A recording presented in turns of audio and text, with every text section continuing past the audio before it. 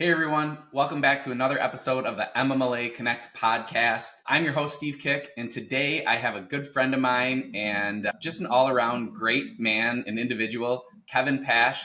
Kevin, welcome to the podcast. How are you doing? Steve, I am doing fantastic today. First of all, it's Friday, right? And it's fall, so it's football season. It's sunny. The leaves are falling. I'm not really a big fan of that, but no, just excited to get the weekend started here. And I think there's no better way than hanging out with one of my industry homies, and actually not industry, but personal friend homie. Yeah. Steve this morning. Love. Yeah. Well, Kevin, I am super excited to have you on, man. It's an honor, and I've gotten to know you in a few different ways, which has been pretty cool. First, met you through Zinix, which you're still currently working at Zinix. And then now you're at Incenter Lender Services, and we've reconnected through MMLA and personally. But tell us about, before you got into, your mortgage or professional career, what you've been up to and how you got to where you are now. So that's a long story with some interesting facts in it, right? We want to hear it. Yeah. So the funny thing is actually yesterday, I went to a ribbon cutting, a proud member of the Maumee Chamber of Commerce. It's a great chamber down here in Ohio. And there's a ribbon cutting for Ohio Kids Dental. And Ohio Kids Dental is in an old family video. So what brought me to Ohio was I was the district manager over the entire Toledo district for family videos. So getting to go on one yesterday was really cool. So that's wild. Yeah, so I grew up in Bay City, Michigan. I went to school in Midland at Northwood, jumped into a couple different, right out of college jobs that didn't pan out. And then the family video thing took off, took me to Clarkston, Michigan, brought me down here to this little area. And we've been in Maumee since 2007. So, but, obviously that being a Stranger Things thing, as most kids know what family video is from Stranger Things now, that was one of those things that I had a lot of fun, made a lot of great friendships, but, the writing was on the wall. And so in 2015, so 10 years ago. What were you doing there? What were you doing there? I was a district manager, so I was in charge of staffing, hiring, payroll for 8 stores in Toledo. And also just, watching movies a lot. Yeah, for sure. But I ended up changing careers. I was recruited to go and join a company called Hondros College, Hondros Education. And what they did was they educated, I think, 98% of all realtors in Ohio. We also did this crazy thing called mortgage. And at the time, I didn't know there was a T in mortgage. We did appraisal training. We did insurance training, all kinds of stuff. And I started off trying to develop the Michigan market because I know Michigan like the back of my hand, pun intended. Started into Michigan, but then was quickly pulled out and put into more of a national sales role. So what we did there is we helped other schools all over the country. Basically, we called it a classroom in a box. So we would offer them our mortgage textbooks, our real estate textbooks, PowerPoints, because the mom and pop real estate school is not going to build all that stuff. They don't have time to do that. It's the husband and wife or son and daughter, whatever it is, running these schools. And really, we were just at the foundation of our mortgage division called Learn Mortgage. And I'm a ground up guy. So when I had the opportunity to jump into this Learn Mortgage division and see where it was and the potential it had, I fell in love with it. So we grew the company 300% 2 years in a row. Really blew up. Got a nationwide presence, and that's where I learned a lot of my national connections within the mortgage industry. Of course, you're a credit union, you have to do these classes, so you wouldn't care. But it was the 8-hour CE, the 20-hour pre-licensing, all that kind of stuff. Grew the company so much that we actually, the December of 2021, I was on the phone at night with lawyers, antitrust lawyers, because we were going to buy OnCourse Learning, and we were going to basically own the market. And we ended up going through that purchase, and I woke up January 3rd of 2022, and I said, I do not like what I'm doing anymore, and I want to make a change. And so we had been working with Zinix to try to get strategic partnerships with companies. We're not just education, we're also training. And the second I put the word out there, I got a phone call from Sarge at Zinix saying, hey, dude, when are you starting? And it was a logical step to go over to Zinix. I love the company, love Casey Cunningham, love everything about it. I still do. I still am part of the Zinix family, not in the role that I was in then, but still very much a part. And this is something I'm going to spring on you because I don't know if you got me anything. I didn't get you anything yet either, but our friendversary is 2 days from now on Sunday. Did you know that? Our friendversary? Yeah. No way. Yeah. I first met you. I looked it up last night because I figured it would come up. I met you in Grand Rapids at the new corporate headquarters on October 19th, 2022. So happy friendversary to you, buddy. It's been a good 3 years so far. Yeah, man. I feel like it's been longer than that, and maybe it's just because of, the relationship that we've been able to build. Even from afar, you're just that kind of guy. You're easy to get along with, and I appreciate you. But I think, it's safe to say that we we hit it off from the very beginning, you know? So cool. Well, Coming up on 3 years, man. I know. I don't know what the 3-year anniversary gift is, but it's not in the mail. I can promise you that. Yeah. No, but so Zenix was great, and Zenix was it taught me a lot and met a lot of new people in the mortgage industry, yourself included. Eric, Marty over on the west side there, Patrick on the east side. But times have been tough with mortgage trading, right? And let's not fool ourselves. We're in a really tough market right now, and people are spending less on this kind of stuff, right? When they probably should be doing the opposite, but that's one of those things that starts to go, right? Yeah, and we still have, we're engaging with LMCU again. We're on the the contracts in their hands. We're gonna move forward with you guys again with a great partnership. Looking forward to it. Yeah, it should be good. It should be good. But as a whole, you look at the controller says we're on a spending freeze. Well, training's not happening, and I can give you the best ROI on what it looks like. But if they say you can't spend money, you can't. And then on top of that, MLOs that are used to living this higher class because they're turning over so many loans a year, they don't have money either. So they're kind of picking what they do. So long story short, the same way I found Zenix is the same way I found Incenter. So Incenter was a company that was only going after the top 20% mortgage, which is like, the Chases, the Wells Fargo's, Mr. Cooper's, all those guys. And they didn't really have a regional presence. So a regional bank or a local bank would have no clue. And even now I go to MMLA events, people don't know who I am. Like, what's Incenter? Until they find out, holy cow, you have a lot of services. But they want to start a ground floor team. And what I really missed about the Hondros gig before was that I could go and see people, and I'm a people person. It's the dumbest thing I've ever said. I like being around people. And this now enables me to go and have face-to-faces. I do a minimum of 9 networking events a month in some capacity. I'm all about showing up and showing out. Now it gives me the opportunity to do that, where with Zenix before, me going to a local networking event would do nothing for me, right? There's nothing to gain there. So since that time, I've really, really thoroughly enjoyed myself. It's a lot of new products to offer, but I'm also able to be involved with organizations like MMLA, in IMBA and OMBA. That's my tri-state territory, and really just enjoying every minute of it. Yeah, man, your career has been pretty cool. It's been an amazing journey so far, and I'm excited to see what you're doing with it now, because we get to be involved a little bit more, with each other. I'm excited about Zenix, coming back around and doing some more training with you guys. It was super impactful, and the hardest part with training is, you can't just do it for 3 months, right? Or 6 months or even really a year, right? Like maybe you're not doing it formally with the company still, if you have a year contract, but by all means, you got to continue doing the same stuff that you were doing when, and that's the difference between the people who continue to, increase their business or continue to have consistent business and those who kind of go up and down with the market, Absolutely. I'll quote Blade, the CEO at Zenix, and say that the secret to sales success is doing a few key disciplines repeated daily. And the secret to failure in sales is a simple lapse in judgment repeated daily.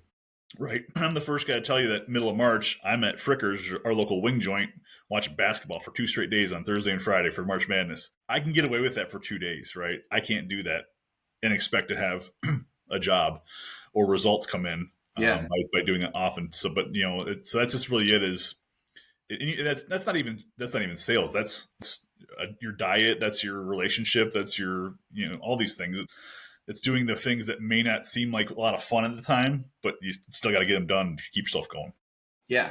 So MMLA, you've gotten involved more recently, but you've really gotten involved. So why did you get involved with MMLA, and why do you continue to show up? Let's talk about that. Well, so this seems like a really self-serving question, Mr. Kik, the Ambassador Award winner. No, I mean, dude, you got me coming to these, right? Like, we were talking, I don't know when it was, maybe last year, and I was just kind of feeling you out because, for me to put in the effort to drive an hour and a half, hour coming up, it needs to be worth my time, right? And meaningful. And I had talked to you, because I know you were very active, about the economic summit. It was in Detroit. You didn't go because you were on the west side. And I said, hey, is this worth going? And you're like, hell yeah, dude, you got to go. You got to go check it out. There's good people there. So that was my first event as an attendee. I'll say I was an attendee there. All right. So went to that, Loved it. Caught up with Karaszewski. Karen Bondar was there. Patrick was there. All these people were there. I was like, yeah, these are my people. This is good. So I was an attendee. And then the next thing came around was the sales rally. And now I'm a member. So we go to the sales rally, had a great time. Imran Ali was there to talk to him for a bit. Pascarello was there, who we're working with now at Ross. And it's like, this is where I need to be, right? So then annual comes around, and now I'm a sponsor. So we're at annual, had a great time at annual.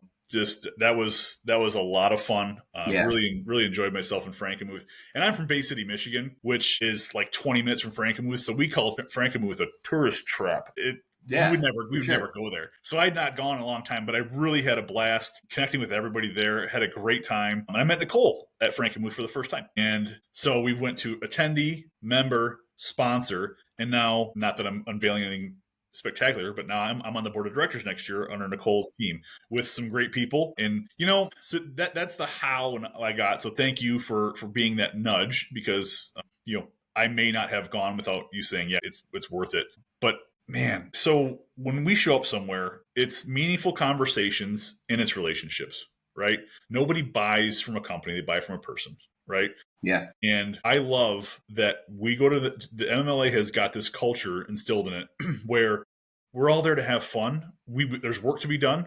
There's deals to be made. But at the end of the day, we're having meaningful conversations. We're telling jokes. We're having a laugh. And when you leave that conference, it's not just, okay, cool, I'll talk to this person. I can tell you that almost everybody I talk to, that I'm not saying just talk to, like I had a meaningful conversation with at the conference, we followed up and move forward in some capacity. I mean, we're going through appraisals with Mercantile Bank. Amy Jorvin was there. She does nothing with appraisals, but she found the person in her company that does it, and she put me in touch with them, and now we're moving forward. I'm meeting with Katrina from Guild on Monday. That's our first meeting since the conference, but we're moving forward with things. So yeah, there's no bigger waste of time than going and having meaningful conversations with somebody at an event, a convention, and then following up, and it's like crickets, right? There may be things we do that will work together. There may not, but at the end, we're still going to be friends. In the next golf outing, we're gonna still talk and hang out. So it's the culture, it's the feel, it's the vibe. When you walk in, it's not cliquey. Everybody comes in and has a story to tell, and honestly, it's been a great run so far. And I'm really looking forward to where this takes me next. Well, I wanted to kind of talk about it because not because it was a self-serving thing. I think it was mainly because when you decided to get involved, I'm sure you talked to more than myself, but you were thinking about it. And when you got involved, you just didn't show up. Like, you showed up with your personality, and you were there, you were present, you had conversations, you weren't about selling. And we talked about that. And that's why, Nicole, who is our 2026 president, has asked you to be a board member, because you didn't just sign up and become a member. You got involved and you showed up to all the events you could, and you brought great energy, fun to be around. So let's talk about that a little bit, why do you think it's so important to show up at these events? Well, I mean, everybody has their own agenda, right? Everybody has their own, here's why I'm here. Maybe it's you come to listen to Captain Phillips speak at the convention, or you come to win the golf tournament in the golf scramble at Shelby Township, or you come to build relationships and get to know people. And my personal opinion, I've been in sales my whole life, and I can't show personality via email. I can't tell a joke via email. I can't deliver a punchline via email. I can't show you that I'm not just Kevin Pash with Incenter Lender Services. I'm Emily's husband and Mirabelle and Ruby's dad, and the guy who gets up and walks this stinky little dog Maisie every morning. I'm a human. We're all going through life together. And I think that I know that face-to-face communication is so important, and it's building relationships with the people that you work for, and maybe they use us for one of our services. So, and like I said before, like it's genuine. It's not just, here I'm at this conference to check a box. Like, I could care less about the speakers or this. I'm looking forward to, the party on the deck, talking about the golf scramble that morning, or what the next order of business is, right? So, and I shouldn't say that way, because you guys have done a great job of bringing world-class talent speakers to these meetings.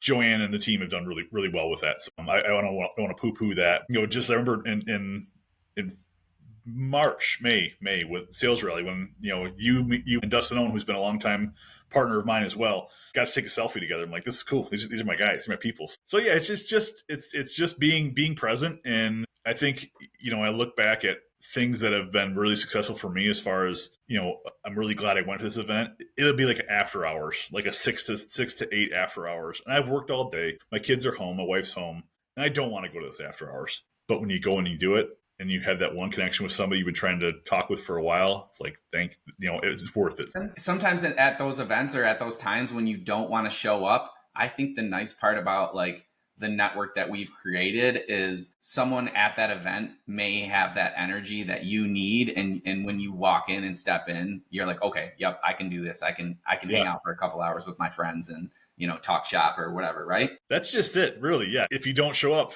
nothing's going to happen. Yeah. And so I think, and that's why I've really enjoyed my time with MMLA, because everybody shows up, and every event's been better than the last. So that's what keeps me driving north of the border and maybe grabbing a hotel some nights. Yeah. And I got to say, like, wholeheartedly, we are thankful for the passion and the amount of involvement that you've had with the MMLA, which is why you've been offered the board position that you're getting and rightfully deserved. So thank you. And we're looking forward to you being a part of that leadership team. Just don't screw it up, right? No, we're not worried about it. You've been successful at everything you've been doing. Let's talk about the personal life though. You've got some cool hobbies. You've got a family, you're a girl dad, but I don't want to spill all the beans. So you take it away. Let's, tell us about the Kevin Pash outside of the Incenter and the Zinix hats and job titles. Yeah. So to be honest with you, when I'm with my family, I need to be out there, right? Outdoors. So we spend our whole summers camping. The camper's actually in the driveway right now. It's going to go to a racetrack, not a campground this weekend.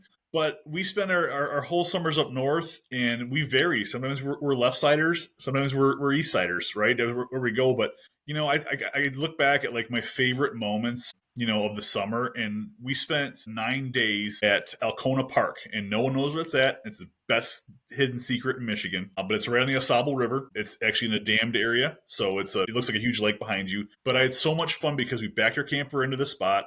We had sunsets behind us over the hills every night. We could fish from the dock. My wife could take her sup board out right from the back of the campground. We could kayak. We could do all this kind of stuff. And it was just like, that to me is when I can check out and just really just do my thing. All I'm worried about is making sure my kids catch fish. That's a really good problem to have.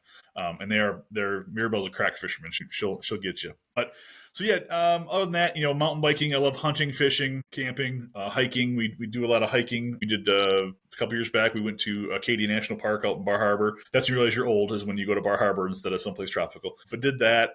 And then, I'd be remiss to not mention the Lions. We're huge Lions fans. My dog's name is Maisie Blue, so that's going to offend half the state. So we like football. I think one thing that sets me apart and is a very different hobby that very, very few people do, I am actively involved in racing. Racing has been in my blood since I was a kid. My dad got me into NASCAR when I was a kid, went to the local short tracks. And in Bay City, anybody from that area knows that the longest running event on the Powerboat series was the Bay City River Roar. So every June, last weekend in June, it was like my dreams came true. Like I would ride my bike over there and watch the haulers pull in, and the drivers were there. And these drivers are normal people.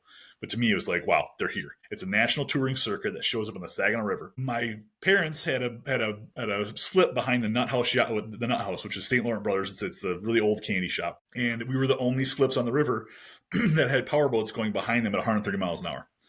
And I'm talking 10 feet off the back of the boat. Like this is my Christmas. So my dad, he was a salesman for a stone company, and he was accused by one of his customer security team that his trucks were speeding through the property. So my dad, I'm just like my dad, did what any logical person would do, is he went out and bought a radar gun. And so he sat there with the security guard and he was radar gunning his trucks and saying, "This looks like speeding to you." So fast forward as to how do I get into powerboat racing? I was a 6'6" kid, really hard to spot, on the back of a dock holding a radar gun at the boats as they go by. Well, guess what every one of those drivers wanted to know? They wanted to know what I knew. And so I was approached by a gentleman named Sean Torrente. He's currently racing overseas in the UAE F1 class, making millions of dollars racing a powerboat.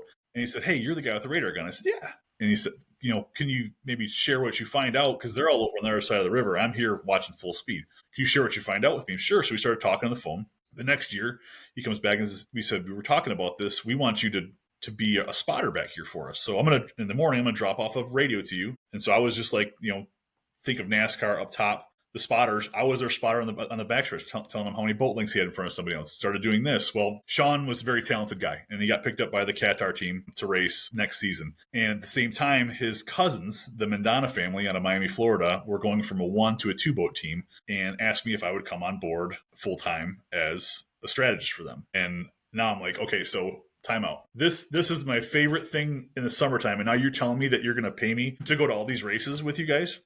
Giddy up, Buttercup. And so we ran the F1 series, US F1 Powerboat Tour for, I want to say, about 7 seasons. And then, life happened. And I remember I was in Houston. I was in Orange, Texas, which is outside of Houston. And I was sitting on a Lowe's bucket. I'm changing a prop, and the sweat was just dripping off me. It was disgusting. It was just such a humid day. And I'm getting texts from my wife of her and my oldest daughter, Mirabelle. She was a toddler at the time, at a splash pad. And in the back of my head, I just thought, what am I doing? Like, why am I here? And so I gave the guys a year notice and quit boat racing to spend time with my family. And an opportunity came up a couple years back to purchase a powerboat manufacturing company, Grand Prix Tunnel Boats LLC. And I went in with the guys knowing that it was going to be, I'm not going to commit to everything. I can't. I won't. And I think it comes full circle, right? So I'm still a member of the team. I still show up to about a race or 2 a year. My wife comes again now because the kids are old to stay back home with grandma or a friend. But yeah, powerboat racing has been my love for a while. So racing is big with me. I love the IndyCar series. I go to 3 or 4 Indy races a year, including the 500. If you've never been to one, go to one. It's really easy. It's a lot of fun. But racing's been around for a while for me. Is that how you got the name Speed? So it's funny. Yeah. So it's a call sign at Zinix. So the Zinix call signs, 3 things. It's got to be relevant, it's got to be short, and it's got to be cool. And really, when you come on board at Zinix, I lost sleep over that, dude. I got to name myself. I can't screw this up. And so I mentioned this before.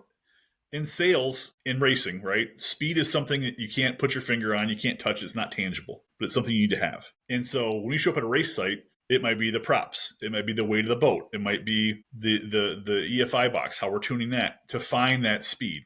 And you find that by research, looking at your notes from the previous years, and discovery. You got to try stuff. You got to throw things at it and see if it works. And I think that's the same with sales, is that, every person I talk to has a different need or may not need me at all, right? But I don't know that until we do discovery and we meet each other and we find out how your operation works and how I may be able to benefit you. So yeah, speed has always been that same thing. It's you can't see it, you can't touch it, but you got to have it to win. And I think you can take that right into sales and paint that same picture. Yeah, I mean, equate that to the mortgage industry. Like, everyone wants to close their loan yesterday, right? So I mean, truthfully, like, it's important to be speedy, So yeah, and I just never put that together. That like, oh yeah, he's in racing. You love to go fast. Like, oh yeah, and your call name was Speed. So it all kind of came together there. Yeah, I am not speedy in any capacity. I mean, when I put my foot down on the truck, I can go fast, but you see me. I don't move very fast. Well, let's bring up what you talked about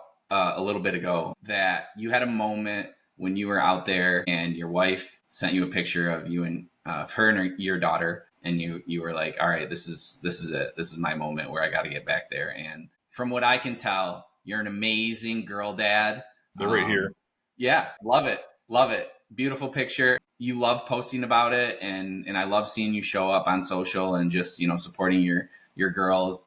Even cooler is you're what, like 6'5"? You're like this big 6'7". Are you 6'7"? 6'6". 6'6". Yeah, you're this big towering individual, but you always have a smile on your face. You're a teddy bear. I'm sure you're a really sweet dad to your kids, but tell us about that. Why was that so important to you that you decided to make a change and show up for your family? I mean, it wasn't even a choice, in my opinion. It was one of those kind of like, dude, what are you doing, man?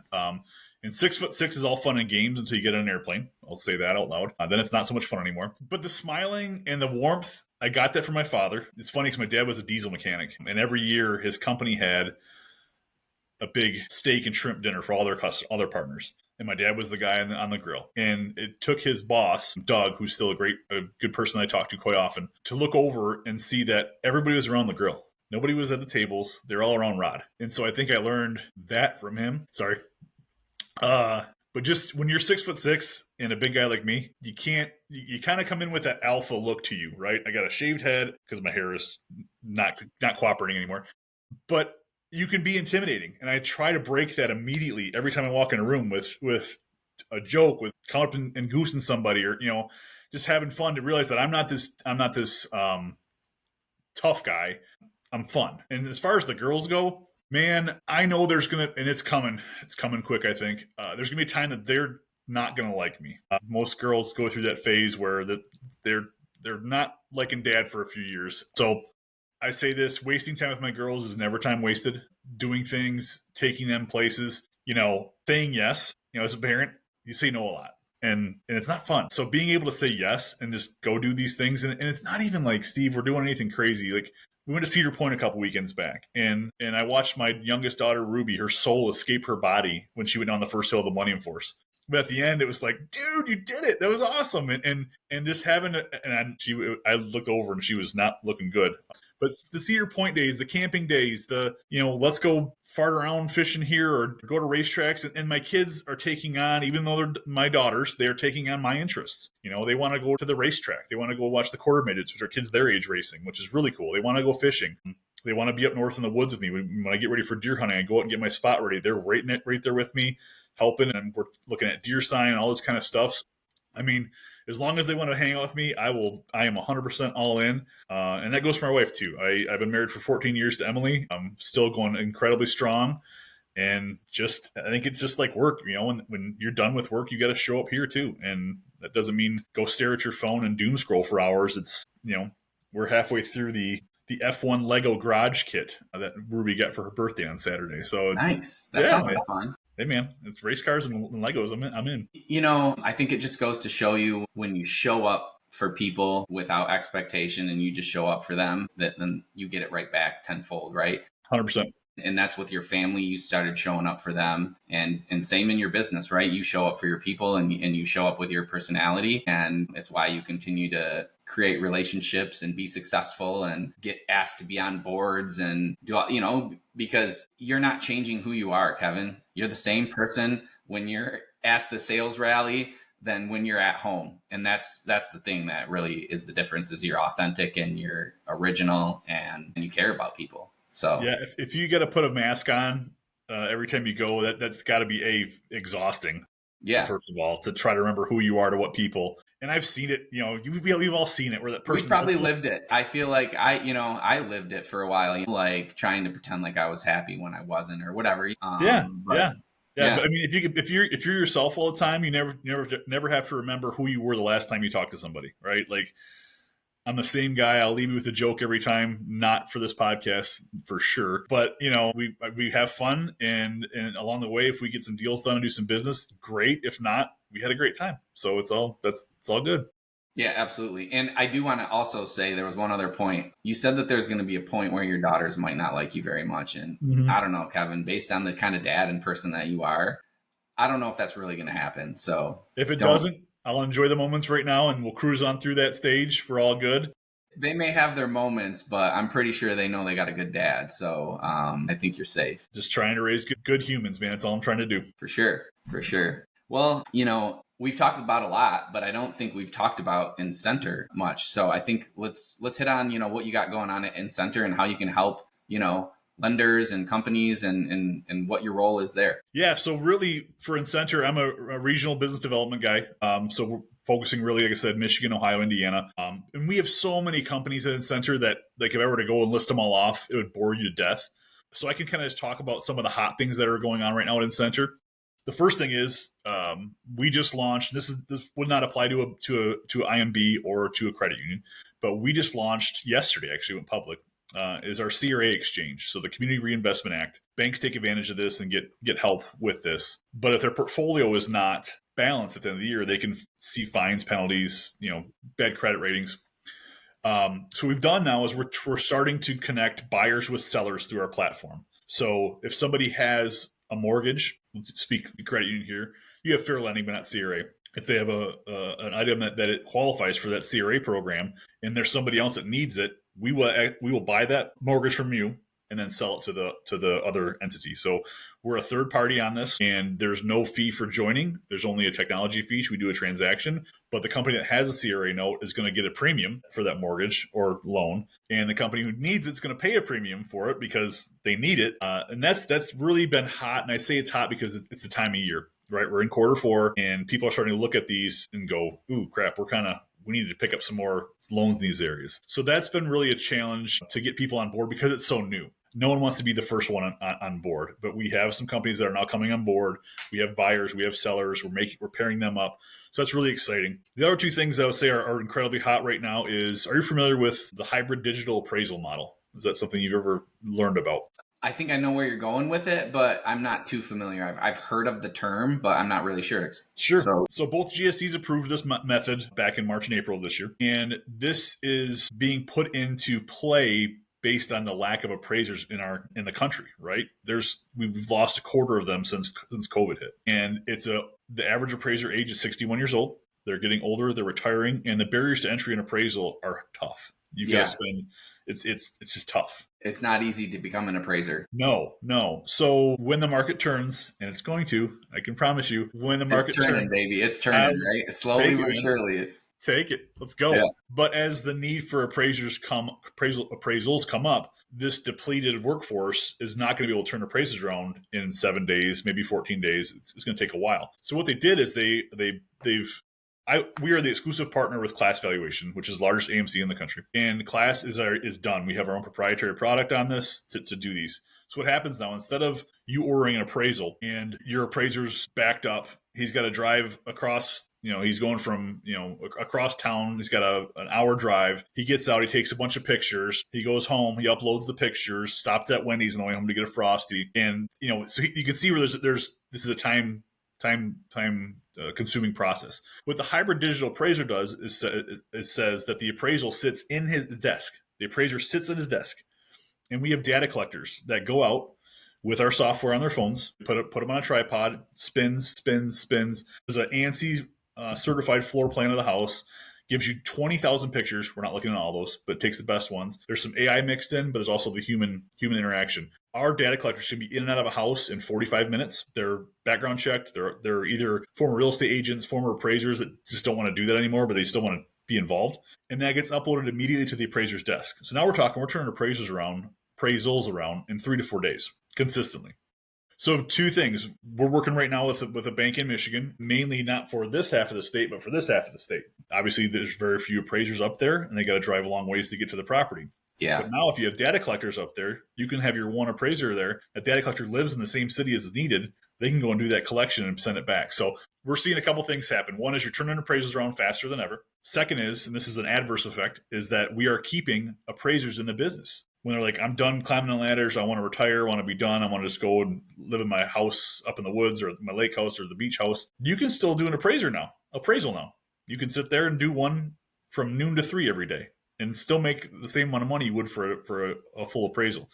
And the price is not going up because we're doing less time on the road, less labor, less drive time. And it's just one of those great things. There's companies that are kind of pushing back on it now because they're like, I don't know about the hybrid digital, I don't know about that. But eventually, once shareholders and investors see with the turntable, or the turn time on this, it's taking off already. It's just getting to strike that, I need this. It has to become widely acceptable, right? I think that's the hardest part in the mortgage industry is like it has to become widely acceptable for a lot of places to adopt it, right? Yep. So, and Fannie it and sucks Freddie to be the first one in, right? Because there's growing pains. But Fannie and Freddie have approved it. So I don't know how much wider acceptable you get in that. But again, it's, I compare it to like someone going out to a restaurant and having a bad dinner. You're never going to not go to a restaurant again, right? You're just not going to go to that one. And so people have tried it with some companies that maybe weren't ready to go with this, and they may have had a bad taste in their mouth. But again, it's all about just, building trust and saying, we're going to do this. And we'll do it right for you. And the last thing I'll mention, to not bore you to death with Incenter, our product Campus Door it's awesome. The Big Beautiful Bill has passed, and part of that Big Beautiful Bill is the taking away the Department of Education's ability to lend money to students. And so we're going to see it go from being, and it's the only place that the government lent money. So we're going to see it go from government lending to private lending. And so for banks and credit unions, if you don't offer the service to your customers, they're going to get it somewhere else, right? They're not going to not get a student loan. They're going to go to SoFi. They're going to go to Ally. And you see a lot of these commercials now. I don't even know who it is, but it's Sophie Cunningham. The fact that I know a WNBA player's name, by the way, Caitlin Clark, is amazing to me. But Sophie Cunningham's on one talking about the student loan deal. So we have what's called student loan in a box, where we can go to a bank and they have no capital, no compliance, no staffing, no spreadsheet, no risk. They can basically use us to outsource their student lending. So that way, if a customer comes in and says, "I need this," hey, we have this on our website. Go to the link, and they can do that. The SoFis, the Allies, they're trying to get hooks in these students. And they want to get them their mortgage. They want to get them their credit cards. They want word on your bank. Well, you're never going to set foot in that bank again. So that's a big deal. So we're able to get people up and running in about 3 weeks with student lending options because it's happening. It's changing. But the adverse product of this, and this is where it comes in for everybody, is that we have the ability to refinance those student loans. And so I'll ask you this question. You may not know the answer, but I'll ask anyways. How many applications come across your desk right now with student loans attached to them? What percentage do you think? Probably 60%. Okay. That seems to be about par for the course. And in the past year, and you may not have had any, but how many loans the DTI was so out of whack because of the student loans that you couldn't get them into a mortgage? Well, yeah, there's always, I would say, there's probably one a month, at least one pre-approval a month where the student loans are messing up our debt to income ratio, or we have to use some sort of different product or whatever, or verify some additional information about the payment, all sorts of kind of stuff to get them approved. So yeah, it's huge. So that's where the refinance part comes into play, right? So you have your potential borrower in front of you, and you realize, like, holy crap, he's paying $1,400 a month in student loans. He doesn't have the money for this. Do you go and say, "Hey, I'm sorry, your DTI is out of whack, come back in 5 years"? Or do you say, "Hey, your student loans are impacting whether we can give you this mortgage or not. Go to our website, go on student lending, and just fill out the form and see if you can refinance that student loan." Now we're able to say, "Hey, you owe this much money for the next 7 years of your life," to say, "Hey, we're refinancing this 20 years out.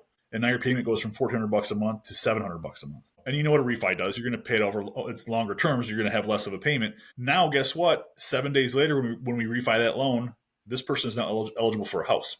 So in whatever basis points you pay on that back to the bank or the credit union or the mortgage company is nothing compared to getting one more mortgage on the books per LO per month. I mean, just think about those numbers, what that looks like. And then on top of it, the big thing is we know this. I know this to be true. I'm not a good economist, but I like to listen to them sometimes. But I heard a guy a couple years back, and I believe this, that we are no longer in the upper, middle, lower class society in America. We are rich and poor.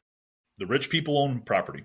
The poor people do not. And it's hard to get out of those. The longer you're in one, it's hard to get out of one. And if we can get one more person to be rich because they own a home and they have the American dream of owning property and land, that's worth every bit of it, right? So those are 3 hot items. I won't bore you with the rest of it, but those are things that are fun to talk about right now. It's been great. We had to make sure we touched on both. You got, like I said, you got many hats, but you do well with all of them, and you show up with a genuine care for the people that you're working with, and a smile on your face. When you have a hairline like mine, you have to have many caps, Steve.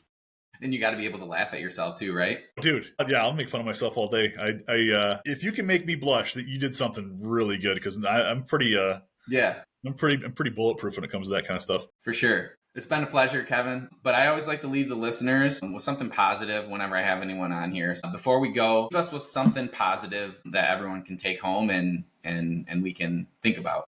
Something positive, man. I'm not a negative person, but this is something that's, I guess, struggling with thinking of something positive to leave with, other than it's a beautiful freaking day. Get outside and have some fun with your family and friends and loved ones. And I guess we kind of go back with that too. Just, you're never promised tomorrow. Live in the moment today and make the most of it. And I'm doing that today. I'm leaving to go to a racetrack with some buddies from Northern Michigan, and we're going to have a good weekend. But I will leave with this, Steve. I like jokes, and this is a clean one, so we can say it on the podcast. Actually, my daughter Ruby taught me this one. So, why do ducks have tail feathers? To cover their butt quacks. I love that. That is perfect. Right up my alley. That's super cute, man. Thank you for sharing that. Absolutely. You have a beautiful family, Kevin. And it's been a pleasure having you on this podcast.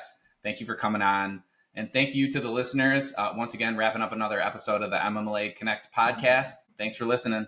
Thanks again, Kevin. Appreciate you, Steve. You too.